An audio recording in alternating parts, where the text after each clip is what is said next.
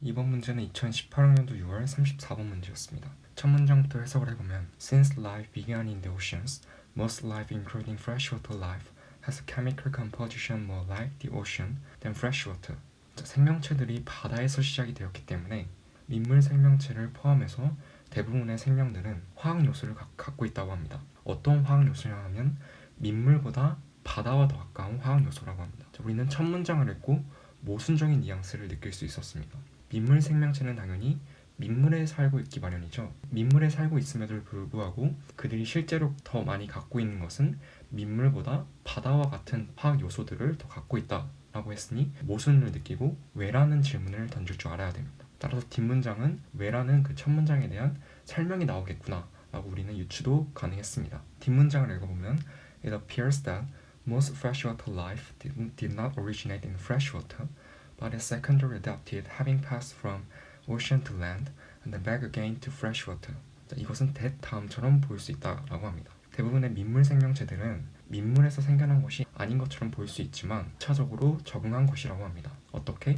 바다에서 육지로 이동하고 다시 민물로 이동함으로써 이렇게 2차 적응을 한 모습이라고 합니다. As improbable as this may seem, the bodily fluids of aquatic animals show strong similarity to oceans. 이것이 있을 법하지 않게 보이지만 the bodily fluids는 체액이죠. 그 수중 동물의 체액은 보여준다고 합니다. 바다와 강한 유사성을 보여준다고 합니다. Indeed 뒷문장을 해석을 해보면 Indeed most studies of ion balance in freshwater physiology, the complex regulatory mechanisms by which fish, amphibians, and invertebrates tend to 빈칸. Indeed는 똑같은 말의 반복이죠. 즉 앞문장과 비슷한 맥락의 의미가 되겠구나 라고 예측이 가능합니다.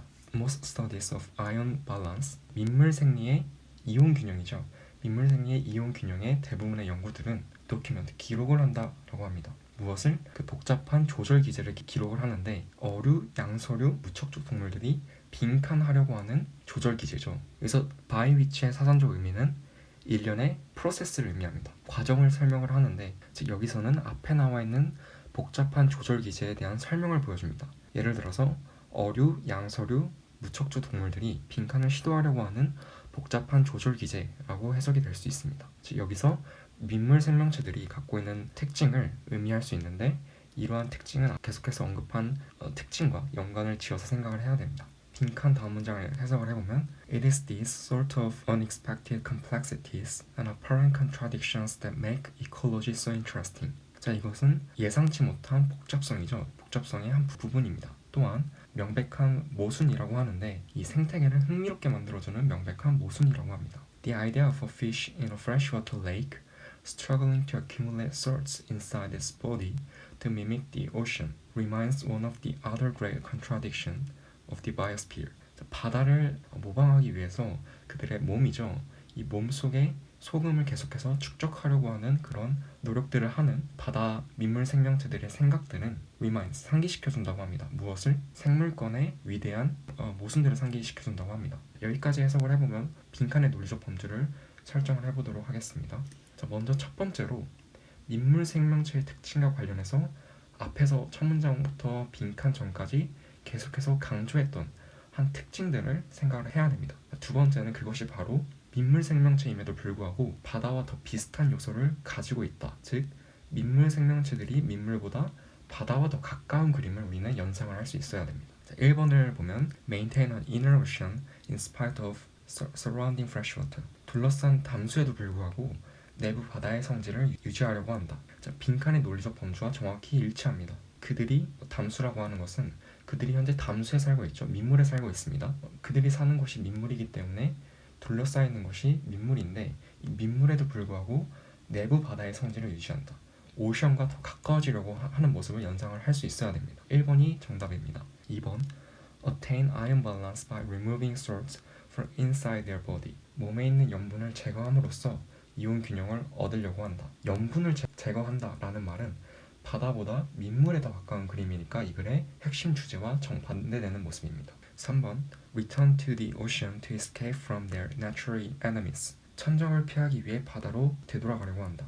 여기서 먼저 천적을 피한다는 말은 언급이 전혀 되지도 않았을 뿐더러 바다로 돌아가는 것이 아니라 민물에 계속해서 살면서 바닷물의 상태를 어느 정도 유지하려고 하는 것입니다. 4번 reveal their external environment to obtain resources. 자원을 확보하기 위해서 자신의 외부 환경을 재선한다. 민물 생명체는 외부의 변화를 원하는 것이 아니라 내부의 변화를 원하고 있죠. 즉 내부적 조절 기제의 변화를 꾀하려는 모습입니다. 5번 change their physiology in accord with their surroundings. 그들의 환경에 맞춰서 생리 상태를 변화시킨다. 그들의 환경은 현재 민물에 살고 있기 때문에 만약에 민물에 맞춰서 생리 상태를 변화를 시키면 핵심 주제와 정반대되는 모습이겠죠. 5번은 틀렸습니다. 이번 문제는 민물 생명체가 민물에 살고 있음에도 불구하고 바다와 같은 요소들을 더 갖고 있으려고 한다 라는 내용을 첫 문장부터 읽고 알 수 있었습니다. 따라서 뒷부분의 얘기들은 아마도 첫 문장에 대한 설명이 나올 것이다. 즉 왜 그들이 바닷물과 비슷한 요소들을 갖고 있는지에 대한 설명이 올 것이다 라고 예측을 해볼 수 있었습니다. 또한 그 부분이 바로 빈칸의 범주이기도 했었습니다.